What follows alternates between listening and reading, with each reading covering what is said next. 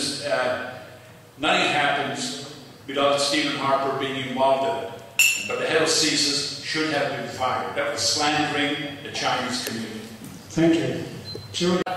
Two comments to make. First is directed to Mr. Woodworth. I myself have spent over 3.5 years in jail for political reasons. Other than the one incident, I have beaten every single charge in court. My question to Mr. Woodworth is, if the politicians shouldn't interfere with the police, what gives the police the right to interfere with the politicians? I thought this was a democracy. I just found out that for the last 1.5 years, one of my best friends turned out to be an RCMP officer who was there before the beginning of the G20, who was there to investigate, who every single part of my personal life came out. And my girlfriend right now is under house arrest under some of the strictest conditions, who's not even allowed to talk to me on the telephone without her mother listening in, which is not very good for our sexual relationship. The point being, though, is my question to you is, what gives the police the right to interfere with politicians and political people?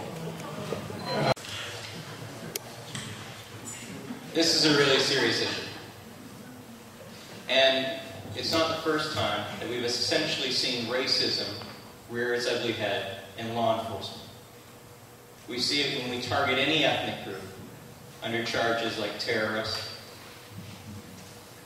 So, this needs to stop. It doesn't help security to target groups, and it doesn't help the country or our integrity as a people when we target specific groups and say they're in collusion with some government. The same way we did to the Japanese back in World War II. So, let me just say something about the RCMP and independence. I believe the gentleman mentioned the RCMP. Yes. It was COCCC. Yes, COCCC? I apologize. I apologize, I made a mistake on that. Okay, all right. Observing that the member from Kitchener Centre justified COCCC's actions and didn't actually answer your question about how it is that people within communities will not be targeted anymore. I'd like to say that the NDP runs a very diverse slate of candidates and would welcome a candidate of any background and would never discriminate based on heritage or race. The government walks a very fine line when it starts to spy on its citizens, just like it has for students and throwing them out of rallies. It might do the same here as well, and I think that that's absolutely terrible. And we live in an open and inclusive society, and this profiling needs to stop. Thank you. Briefly, I think as citizens of this country, we need to speak out loud and often and demand a higher degree of accountability and civility of political leaders. I think you also need to challenge them between elections. At elections, there's lots of politicians around or wannabe politicians. You need to challenge them all the time. And most importantly, make sure you go out and encourage all your friends to vote on May 2nd. Thank you to the organizers for this evening. Ladies and gentlemen, the difference between the plans and the candidates this evening are striking in their dissimilarity. Liberals stand behind all Canadians, young, old, rich, poor, Aboriginal, new Canadians, disabled or not, sick or healthy. When Stephen Harper broke Parliament, Michael Piatti showed up for his job and he brought along the Liberal caucus. They went to Ottawa and they met to have a conversation with Canadians. They talked about poverty, veterans issues, our economy, infrastructure, health care, and food safety. The Liberal platform is a result of that conversation with Canadians. Canadians just like you and I. It's inspired by the challenges facing families and our deep commitment to establish a better country for our children and grandchildren. I have made 2 commitments since entering public life: to be accountable to the people I represent and to work hard for Kitchener Centre. I ask for your support on May 2nd. Yes.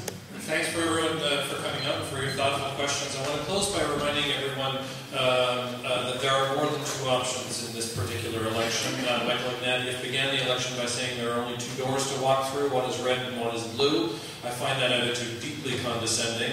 Nobody likes to be told that their choices are in fact more constrained than they really are. And I think it's an attitude that permeates our political culture.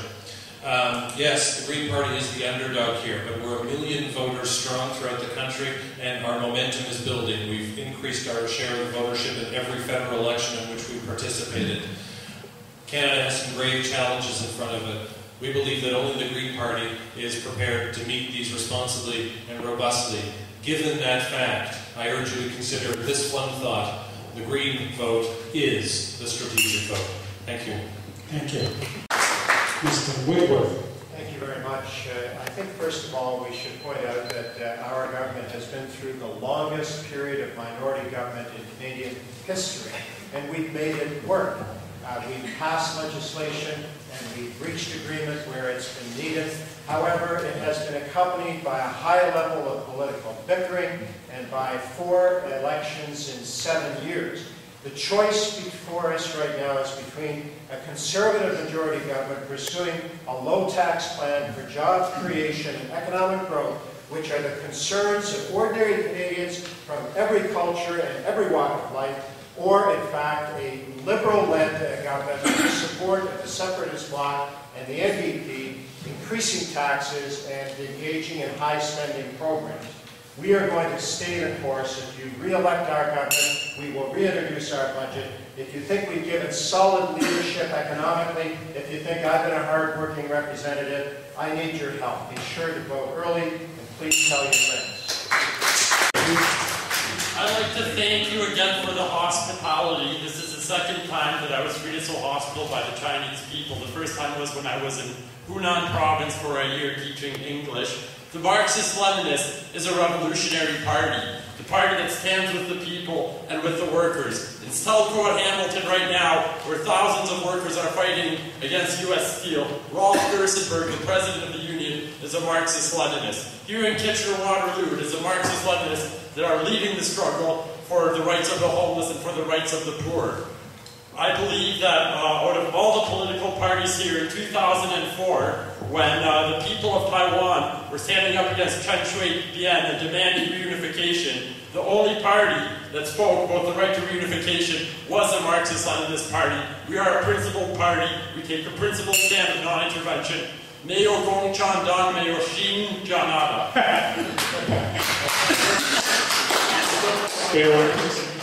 Again, thank you all for being here and listening this evening. We've had many visions of Canada presented tonight, and your decision is indeed a difficult one, I'm sure, after listening to a lot of these discussions this evening. I would just like to say that the NDP will create a country that continues to honor the family unit in all of its wonderful diversity, as we've talked about here this evening. And that will be the focal point of a better future within this country. Canada will be known as a family country, and all of the policies and actions, whether they be economic, health, environmental, or social, will be measured as to whether they improve family life for all Canadians. We're talking for Canadian families, and this can only be done with an NDP vote and taking a look at another option for strong leadership within this country. Thank you. Mr. Andrew Telegdi. Thank you very much, Peter. You know, we're having this election because the government of Canada, for the first time in the history of Canada, has been found in contempt. This is a real first. It's the first time in the Commonwealth this has happened. You know, when you are in contempt of Parliament, you are in contempt of democracy, and you are in contempt of the Canadian people. This is a behavior that must be rejected. We have a Prime Minister who lies about how our parliamentary system works. I mean, how is this acceptable? A Prime Minister who misrepresents the Westminster model. It should be unacceptable to every Canadian. And it's a real insult to all of us. Thank you. My husband and I have 3 children. We have lived in Toronto, Ottawa, Vancouver, and now back in Waterloo. We are business people. We started a solar energy company in our home in 1993 and built a factory in Germany recently. It would be nice to build that factory here in Ontario. And there's policy reasons why that didn't happen. I'm with the Green Party because none of the traditional parties combine the kinds of policies that I would like to see as an entrepreneur as a mother with 3 kids. Some are still in university, and I don't want to see them come out and not have jobs. I'm also a person who spent a lot of time overseas. I spent a year in India when I was 20. I've been to Burkina Faso for a month and Rwanda for a month, and I'm very concerned about Canada's international reputation. The Green Party is different, and I think I can represent this community fully as a Green Party candidate. Please vote for Kathy McClellan on May 2nd. Stephen Scott. We've talked about protections for people today. We've talked about privacy. And my party stands against Bill C-50 through 52, which the Conservative government is planning on bundling together. They are internet wiretapping bills. They allow real-time monitoring of everything you do on the internet. They allow them to watch and store everything up to 90 days. And there's new police powers, and there's no court oversight in this activity. So I just wanted to mention that. But enough for my platform. I want to mention something tonight that I've seen as a disturbing trend the past year, 2 years, and probably longer as well, that I haven't been as aware. The word China is consistently used as a dirty word in the media, and I'm sick of it. Thank you. Well, thank you. Thank you, Peter, and thank you to all of you for attending this evening and for asking your questions. The choice, ladies and gentlemen, in this election is clear. It's a choice between a strong, stable, conservative majority government on the one hand, or political instability and economic uncertainty on the other. Choose a government that shares your values of a strong family, who supports students, who stands up for small business.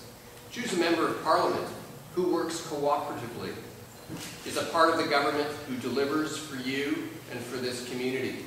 Choose someone who can get the job done. My record here in Kitchener-Waterloo speaks for itself.